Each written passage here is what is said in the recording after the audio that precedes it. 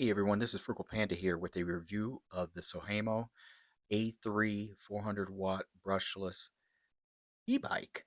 I purchased this on Amazon for a little bit under $600, and it came in the mail unbeknownst to me early. I was working on my new project, which you see is a 1988 Suburban 3/4 ton I was working on. Anyway, I got it there. I was about to drag the box inside. It's a hot day. It's over 90 degrees, but I was like, why? So I just went ahead and set up and just went ahead and unpacked it. Basically, all you need to put on this bike is the handlebar stem, the pedals, and the seat post and seat. That's it. And of course, go around and tighten everything. It was packaged really well. It has 14-inch tires. You see that little soft seat in the back. I would not recommend sitting on that.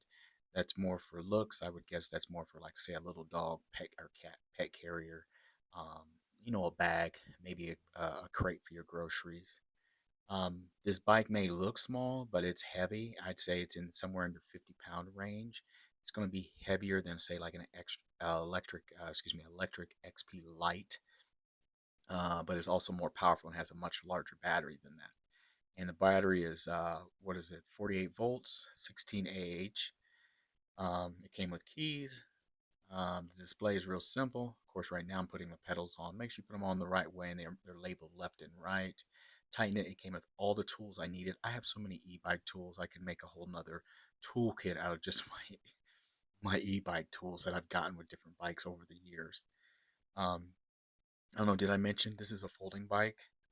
It has a headlight. It does not have a rear brake light on it. It has a headlight though. I knew that when I got this. The seat goes up really high on this e-bike. Um, they had to adjust it a little bit just to make sure it was tightened on there, but it goes up really high.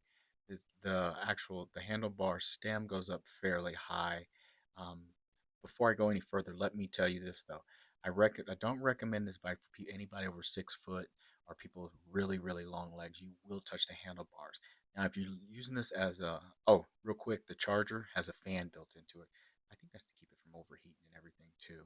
So the fan it actually has a fan built into it. As you can see, it folds really small, and it doesn't do justice comparing it to my fat tire bike because it looks like they're about the same size and they're not even close to being that. Besides that, let's get back to this. Um, your knees will touch the handlebars if you're 6 foot and above, if you have long legs. With that being said, if you're getting this just to be a last mile bike, it's not as big a deal because you'll use the throttle a lot.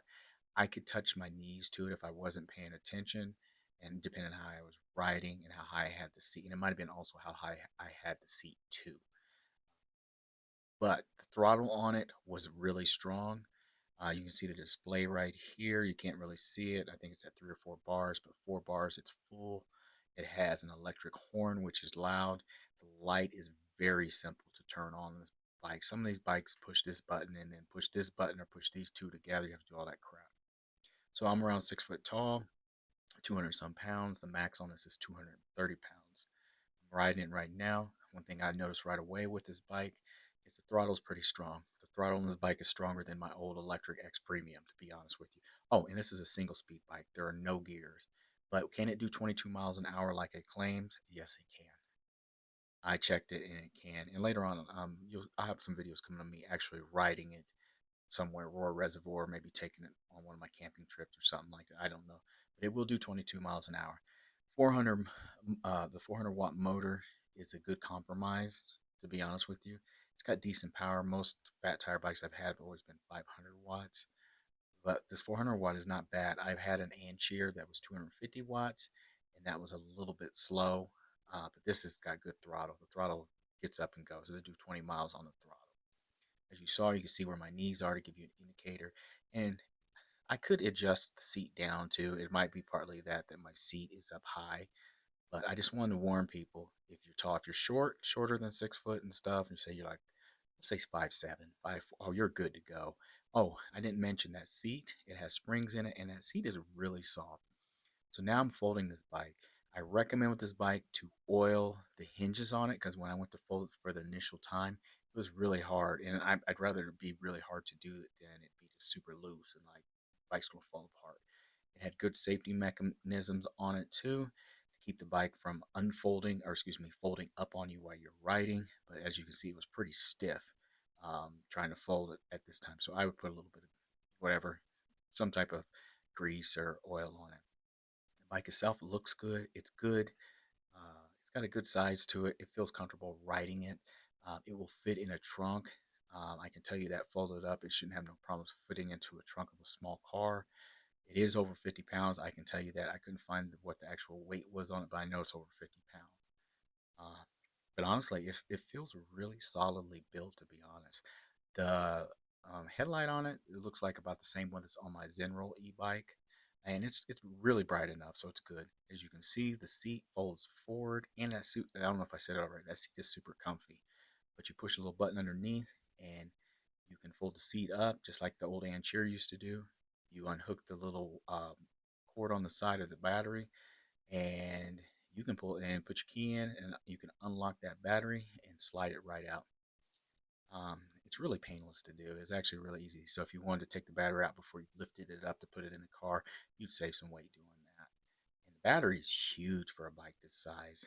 I mean, it's got, I'm sure it's got a bigger battery than my electric XP had, my Rad Power, and then my actual other bikes I've had. As you can see, it has a little locking mechanism right there. As I showed you with the thing, you pick it up. Look at the size of that battery for a bike that size. So the max range it claims is 40 miles an hour. With a 48 volt 16Ah battery, I would guess it would do 40 miles. Depending on your weight, it may go further than that. Um, how I ride, I like to pedal some.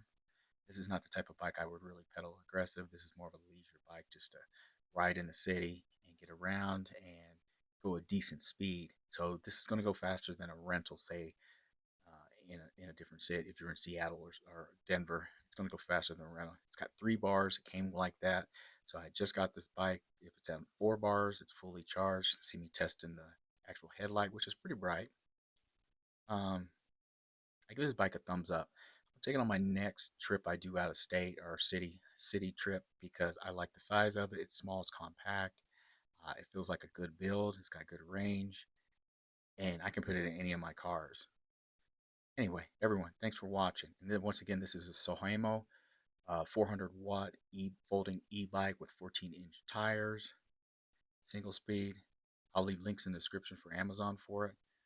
I recommend it. Thanks for watching, everyone. Have a good day.